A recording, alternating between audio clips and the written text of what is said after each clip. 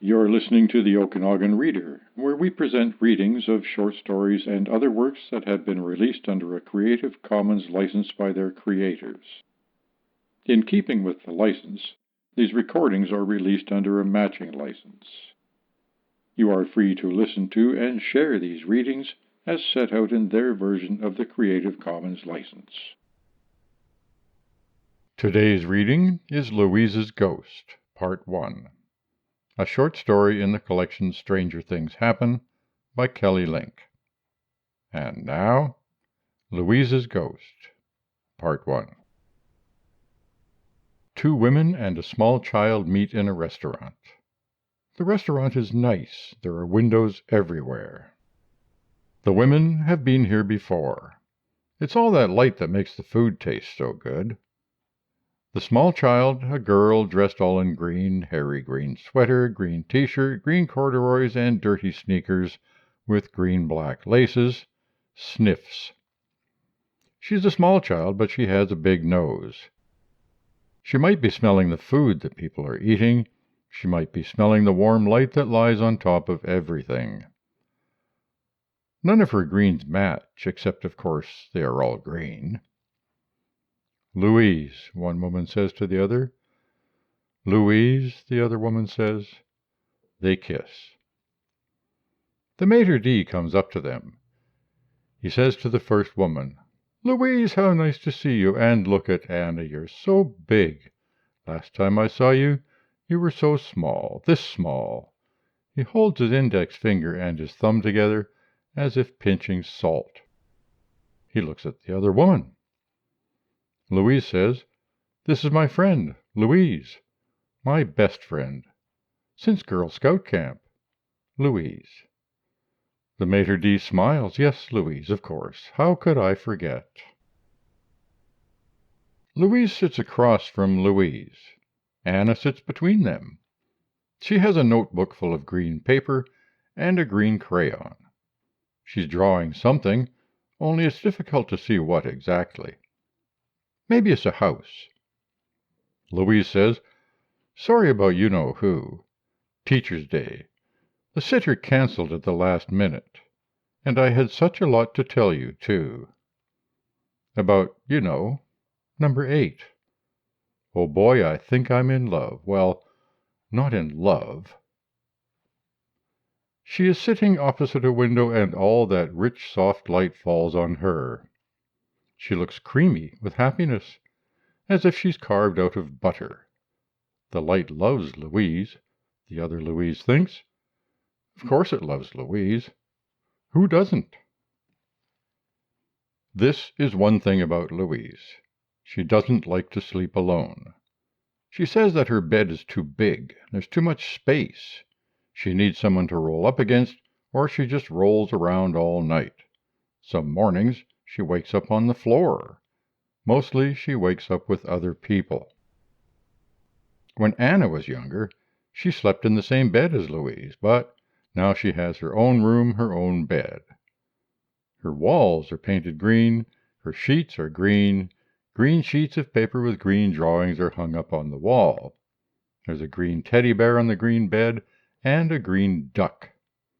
She has a green light and a green shade. Louise has been in that room. She helped Louise paint it. She wore sunglasses while she painted.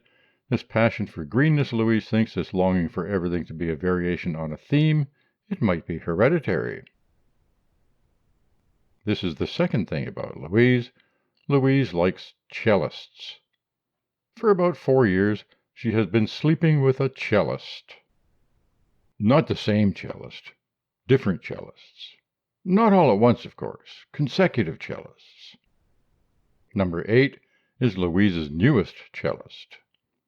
Numbers 1 through 7 were cellists as well, although Anna's father was not.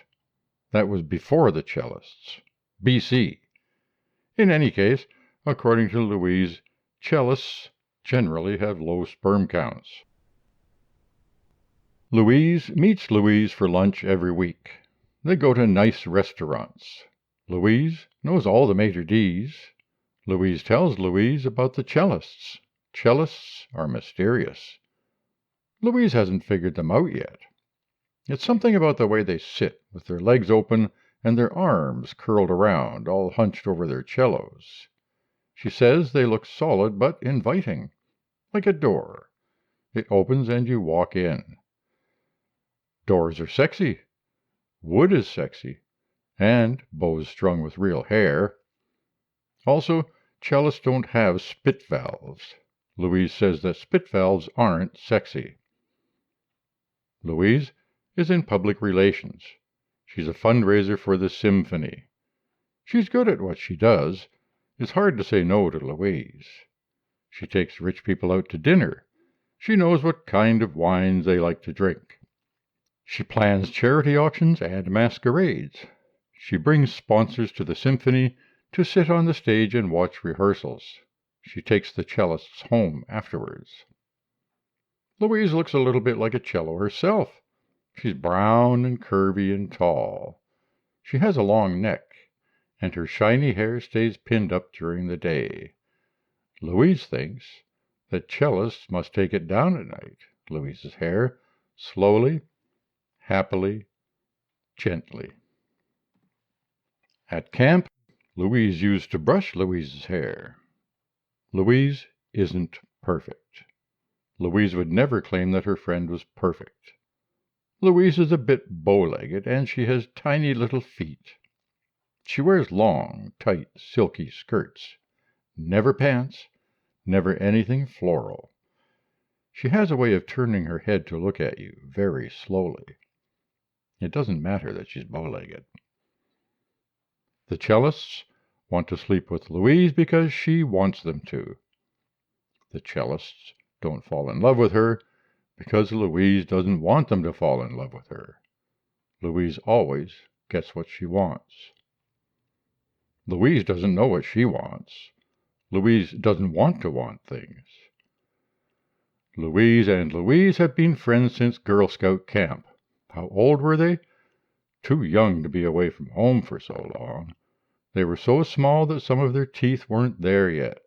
They were so young they wet the bed out of homesickness, loneliness. Louise slept in the bunk above Louise. Girl Scout camp smelled like pee.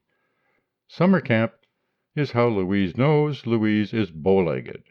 At summer camp, they wore each other's clothes. Here is something else about Louise, a secret. Louise is the only one who knows. Not even the cellists know. Not even Anna. Louise is tone deaf. Louise likes to watch Louise at concerts. She has this way of looking at the musicians.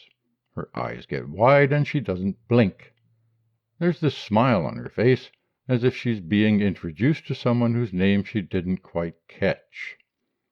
Louise thinks that's really why Louise ends up sleeping with them, with the cellists. It's because she doesn't know what else they're good for. Louise hates for things to go to waste. A woman comes to their table to take their order. Louise orders the grilled chicken and a house salad, and Louise orders salmon with lemon butter. The woman asks Anna what she would like. Anna looks at her mother. Louise says she'll eat anything as long as it's green. Broccoli is good, peas, lima beans, iceberg lettuce, lime sherbet, bread rolls, mashed potatoes. The woman looks down at Anna. I'll see what we can do, she says. Anna says potatoes aren't green. Louise says, wait and see. Louise says, if I had a kid. Louise says, but you don't have a kid. She doesn't say this meanly. Louise is never mean, although sometimes she is not kind. Louise and Anna glare at each other. They've never liked each other. They are polite in front of Louise. It is humiliating, Louise thinks, to hate someone so much younger, the child of a friend. I should feel sorry for her instead. She doesn't have a father, and soon enough she'll grow up. Breasts, zits, boys. She'll see old pictures of herself and be embarrassed. She's short, and she dresses like a Keebler elf. She can't even read yet. Louise says, in any case, it's easier than the last thing, when she only ate dog food. Anna says, when I was a dog. Louise says, hating herself, you were never a dog. Anna says, how do you know? Louise says, I was there when you were born, when your mother was pregnant. I've known you since you were this big. She pinches her fingers together, the way the maitre d' pinched his, only harder. Anna says, it was before that, when I was a dog. Louise says, stop fighting, you two. Louise, when Anna was a dog, that was when you were away in Paris, remember? Right, Louise says. When Anna was a dog, I was in Paris. Louise is a travel agent. She organizes package tours for senior citizens, trips for old women to Las Vegas, Rome, Belize, cruises to the Caribbean. She travels frequently herself and stays in 3-star hotels. She tries to imagine herself as an old woman, what she would want. Most of these women's husbands are in care or dead or living with younger women. The old women sleep two to a room. They like hotels with buffet lunches and saunas, clean pillows that smell good, chocolates on the pillows, firm mattresses. Louise can see herself wanting these things. Sometimes Louise imagines being old, waking up in the mornings in unfamiliar countries, strange weather, foreign beds. Louise asleep in the bed beside her. Last night Louise woke up. It was 3 a.m. There was a man lying on the floor beside the bed. He was naked. He lay on his back staring up at the ceiling, his eyes open, his mouth open, nothing coming out. He was bald. He had no eyelashes, no hair on his arms or legs. He was large, not fat, but solid. Yes, he was solid. It was hard to tell how old he was. It was dark, but Louise didn't think he was circumcised. "What are you doing here?" she said loudly. The man wasn't there anymore. She turned on the lights. She looked under the bed. She found him in her bathroom, above the bathtub, flattened up against the ceiling, staring down, his hands and feet pressed along the ceiling, his penis drooping down, apparently the only part of him that obeyed the laws of gravity. He seemed smaller now, deflated. She wasn't frightened. She was angry. "What are you doing?" she said. He didn't answer. Fine, she thought. She went to the kitchen to get a broom. When she came back, he was gone. She looked under the bed again, but he was really gone this time. She looked in every room, checked to make sure that the front door was locked. It was. Her arms creaked. She was freezing. She filled up her hot water bottle and got in bed. She left the light on and fell asleep sitting up. When she woke up in the morning, it might have been a dream, except she was holding the broom.